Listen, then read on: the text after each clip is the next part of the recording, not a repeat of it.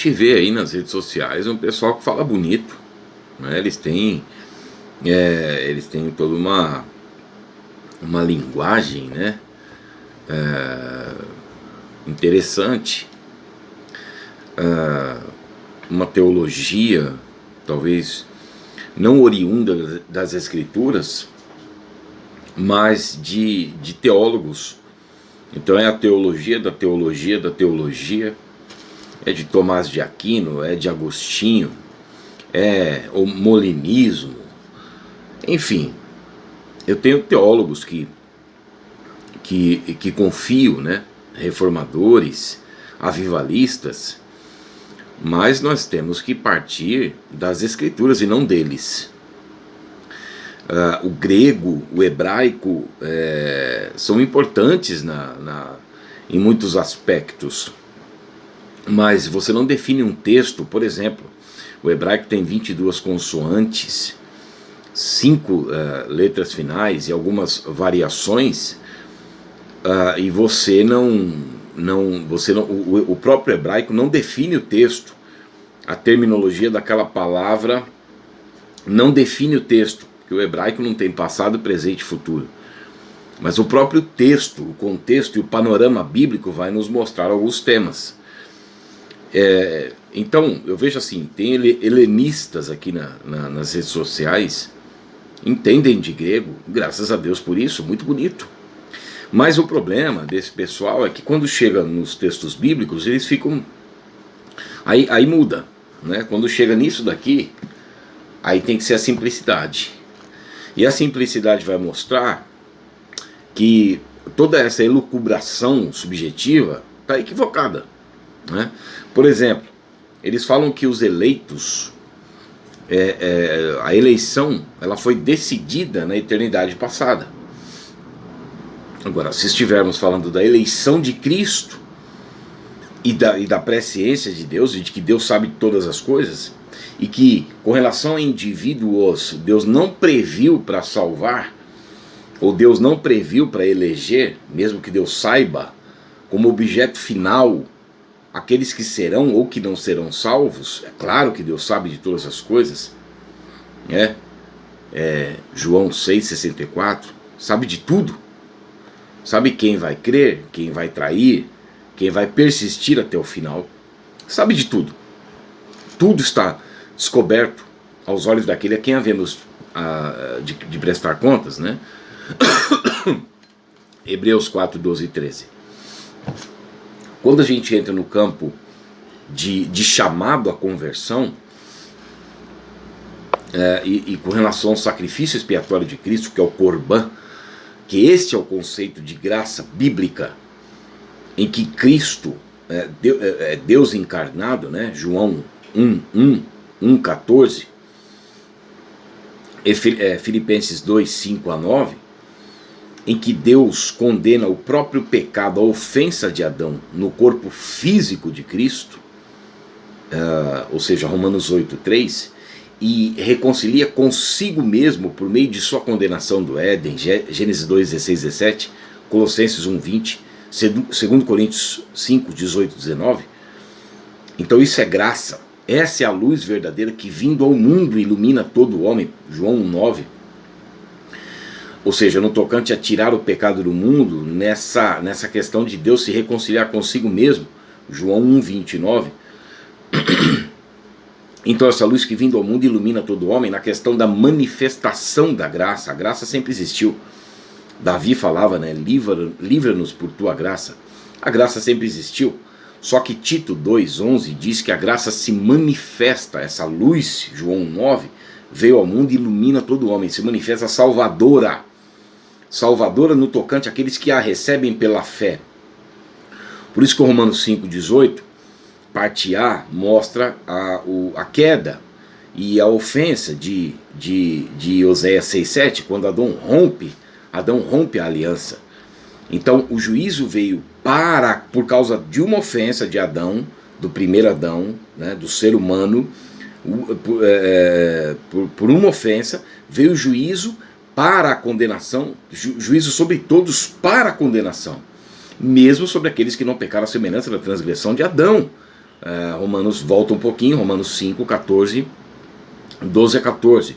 E por isso que quando vem um chamado, por causa do ato de justiça do último Adão, de Cristo, de Deus encarnado, veio graça sobre todos para a justificação que dá vida, ou seja, para aqueles que a recebem. Então o juízo de condenação veio sobre todos para a condenação, mesmo sobre aqueles que não pecaram a semelhança da transgressão de Adão, porque todos morreram em Adão, porque todos pecaram, e o salário do pecado, que é a morte, veio sobre toda a raça humana. Então Deus agora, ele não leva em consideração os períodos da ignorância e chama a todos à conversão, notifica. Essa é a pregação agora, é o carov, é o chamado, é a aproximação, para que haja o catará, que é a remissão dos pecados para aqueles que se achegam, ouvem a mensagem do Evangelho. Então Deus não leva em consideração os pecados anteriormente cometidos, mas agora notifica a todos, em todo lugar, que se arrependa e que se volte a essa mensagem.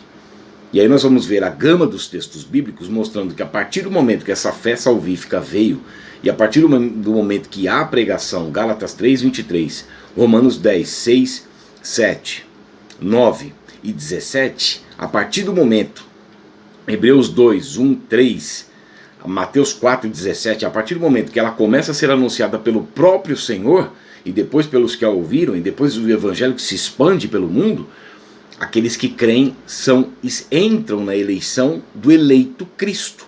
Então a eleição está em Cristo, a salvação está em Cristo, a vida eterna está em Cristo. Efésios 1, 4, a eleição está em Cristo, é a condição de salvo. A pessoa agora está na condição de salvo, porque Cristo compra o direito à vida, Atos 20 e 28, com o seu próprio sangue, com o pecado sendo condenado no próprio corpo físico de Cristo. Então ele compra o direito à vida. E quem crê entra nesta eleição, no estado de eleição que está em Cristo. Efésios 1,4, para o objetivo final da nossa fé, 1 Pedro 1,9, por isso que é a salvação da alma, por isso que nós temos que guardar a nossa fé imaculada. 1 Pedro 1,7, somos guardados, ou seja, eleitos segundo a presciência de Deus, e somos guardados mediante a fé para a salvação que há de ser revelada no último tempo. Por isso que aos eleitos a ordem é para que agora permaneçam, 2 Timóteo capítulo 2, versos 10 a 12, para a salvação que há de ser revelada no último tempo. Então nós entramos na eleição que está em Cristo, para obtermos a salvação que está em Cristo, 2 Timóteo 2,10, para adentrarmos a vida eterna, que também está em Cristo, 1 João capítulo 5, versos 10 a 12. Por isso que a eleição nos conduz a essa vida eterna. E os eleitos são advertidos na gama dos textos bíblicos a que permaneçam. Hebreus 10, 10, nós somos santificados nessa vontade, ou seja, no sacrifício de Cristo. Por que nessa vontade? Quando Cristo diz, não seja feita a minha, mas a tua vontade, que foi o sacrifício expiatório. Então nós somos santificados por meio desse sacrifício somente. E somos advertidos a permanecer nesta mesma fé, na confissão da esperança, Hebreus 10, 23. Esses são os que agora estão na eleição que está em Cristo. São advertidos a permanecerem. A confissão da esperança. Por que a confissão da esperança? Qual é a confissão da nossa fé? Se com a tua boca confessares e com o teu coração creres, então serás salvo.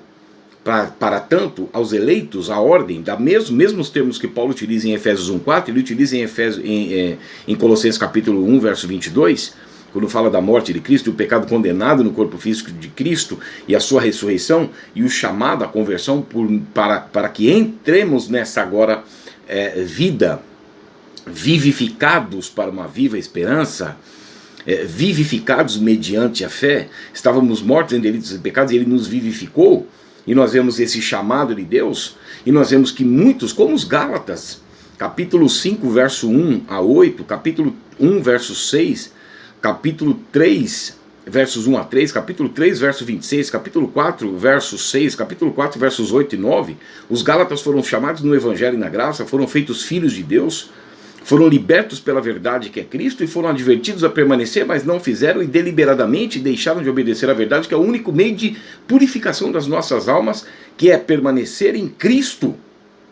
Por isso que é advertido inúmeras vezes, permaneçam em vós, permaneça em vós aquilo que desde o princípio ouvistes. Se permanecer em vós, por isso que Colossenses 1:23, agora seguindo, né? Paulo fala assim: se é que permaneceis em fé, alicerçados e firmes, não vos deixando afastar da esperança do Evangelho. Qual é a esperança do Evangelho? A promessa de vida eterna, 1 João 2:25. E no 24 de 1 João, capítulo 2, também fala isso. Se permanecer em vós o que desde o princípio ouviste. Então nós vemos que Romanos 8:30, se Deus chama, ele glorifica, e Paulo explica essa mecânica, assim como ele explica em Efésios capítulo 2, verso 1 a 5. Mas nem todos que são chamados obedecem e permanecem nas obras de Cristo, porque Efésios 2:10, nós somos recriados em Cristo para andarmos nas obras de Cristo. De Cristo, por isso que nós temos que chegar até o final, por isso que a eleição e a vocação celestial, que também está em Cristo, Hebreus 3:1, devem ser confirmadas, de 2 Pedro capítulo 1, verso 10. Só assim nos será amplamente suprida a entrada no reino dos céus, porque estes são aqueles que permanecem até o final. Quando nós vemos lá em Hebreus capítulo 10, verso 26, e Hebreus capítulo 6, verso 4, nós vemos que eles foram iluminados e receberam pleno conhecimento da verdade. E nós vemos que esses dois termos são utilizados para aqueles que agora estão na eleição que está em Cristo, de Efésios 1, 17 e 18, que são aqueles que creem, de Efésios 1, 13, são regenerados, Efésios 1, 14, entram na eleição que está em Cristo, Efésios 1, 4, e recebem o pleno conhecimento da verdade, e são iluminados os olhos do coração, de Efésios 1, 17 e 18. Ou seja, é a ferramenta para que possam permanecer. E isto deve ser guardado mediante a fé, para a salvação que há de ser revelada no último tempo. Então, quando falamos que tudo foi decidido na eternidade passada, com toda essa linguagem linda, nós entramos em contradição com os textos bíblicos. E quando a gente vem para cá, aí já fica complicada toda a argumentação. Vai chamar atenção, vai ficar tudo bonitinho, coloca o grego, coloca o hebraico, coloca o tomismo, o molinismo, o agostinho, e sei lá mais o que, mas quando a gente vem para cá, aí o negócio já complica. Então, aos eleitos, aqueles que estão em Cristo, nós vemos lá que em Hebreus capítulo 10, verso 26, Hebreus capítulo 4, capítulo 6, verso 4, são os elementos dos eleitos, iluminar os olhos do coração e revelar o pleno conhecimento da verdade, para que possa compreender a esperança do chamamento, ou seja, Deus chamou, mas nem todos Deus vai glorificar, porque eles não permanecem no chamado. Permanecei. Aquele que disse, vinde a mim, ou seja, através do Corban e do Karov, que é o chamado, e aí tem a remissão, né, que é o Catará, também disse, aprendei de mim, para que possamos permanecer, para não nos afastar do Evangelho, Hebreus capítulo 2, versos 1 a 3, ele também disse, permanecei em mim. E nós temos uma gama de textos bíblicos falando dessa advertência severa.